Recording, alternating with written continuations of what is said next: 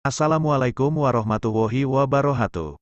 Sukses berdagang ala Rasulullah Shallallahu Alaihi Wasallam dalam berbisnis. Hampir setiap orang bermimpi untuk menjadi pengusaha yang sukses. Kebanyakan pekerja saat ini juga berharap bisa membanting setir untuk membuka usaha sendiri. Apalagi mengingat banyaknya peluang bisnis yang mencuat sejak pandemi COVID-19 melanda dunia. Pemikiran untuk memiliki usaha sendiri biasanya muncul ketika kita merasa tidak nyaman untuk bekerja atas dasar arahan orang lain atau bisa jadi kita tidak menikmati jam kerja yang begitu baku. Tetapi, ada juga yang memulai usaha demi mendapatkan pemasukan tambahan untuk mencukupi kebutuhan hidup sehari-hari. Menyadari hal itu, di luar sana banyak motivator atau pemilik usaha yang akhirnya membagikan kiat sukses untuk berdagang maupun membuka usaha baru. Tetapi, tahukah kamu, kegiatan berdagang juga dilakukan oleh Nabi Muhammad SAW. Bahkan, Rasulullah telah menjadi pebisnis yang sukses ketika usianya baru menginjak 25 tahun.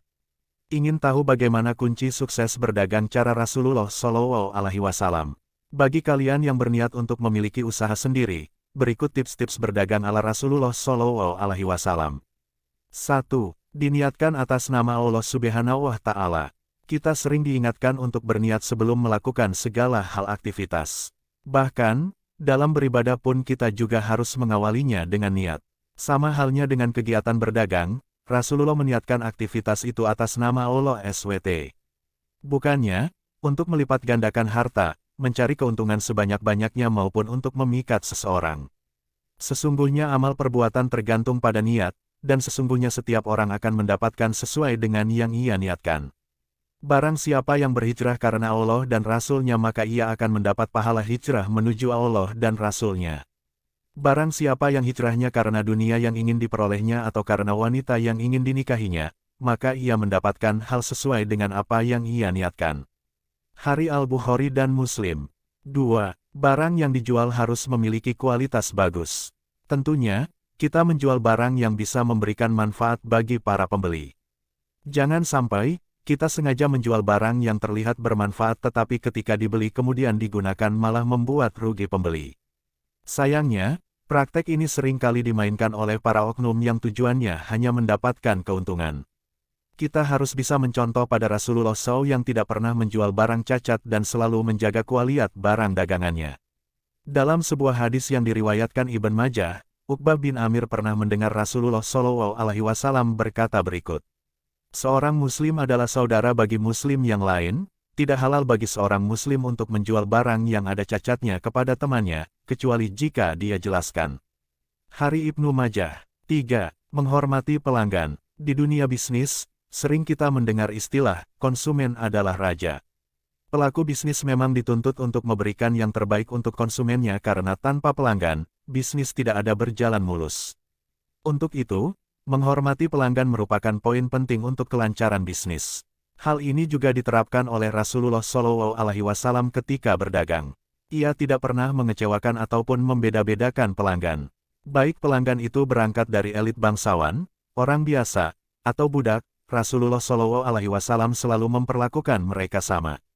4. Harus jujur. Rasulullah SAW dikenal akan kejujurannya dalam berdagang. Ia selalu menjelaskan apa adanya tentang kondisi barang yang dijual. Berbuat nakal untuk mengurangi takaran timbangan agar mendapatkan untung lebih pun tidak pernah dilakukannya. Sebaliknya, Rasulullah SAW malah melebihkan timbangan untuk menyenangkan para pembeli.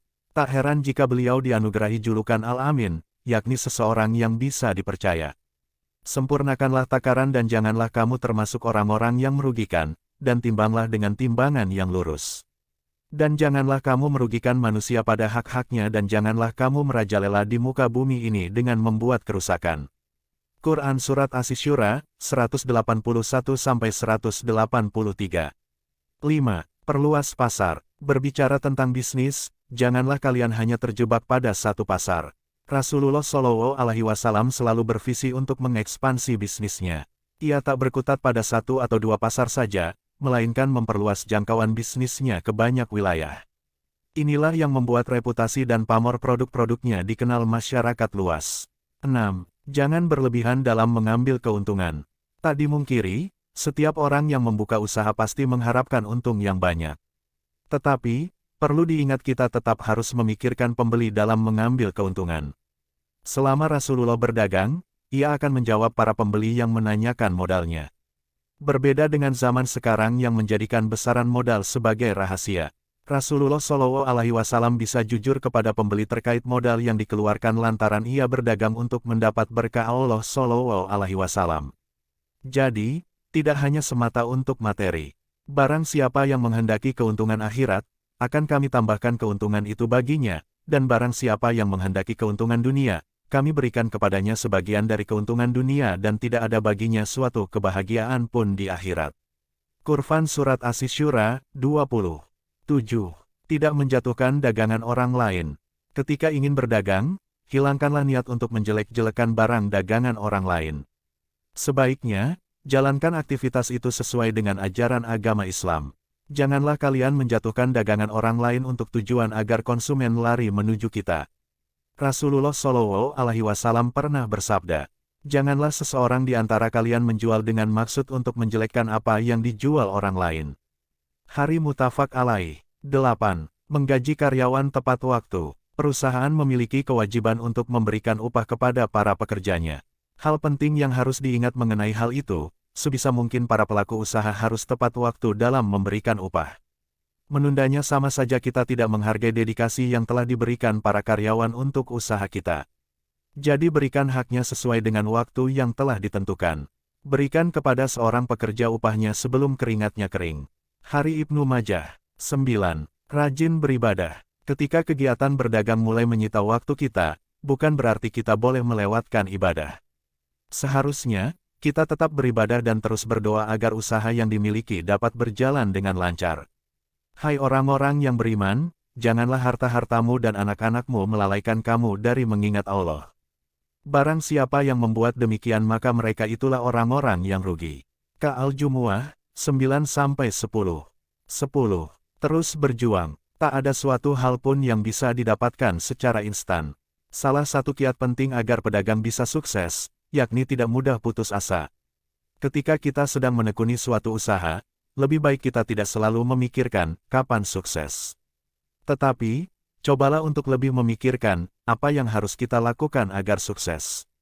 Meski di satu titik kita akan merasakan yang namanya lelah, itu sangatlah wajar.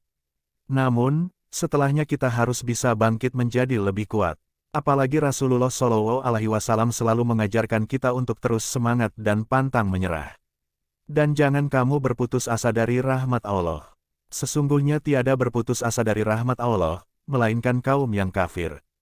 Quran, Surat Yusuf, 87, semoga bermanfaat. Amin amin ya robbal alamin. Wassalamualaikum warahmatullahi wabarakatuh.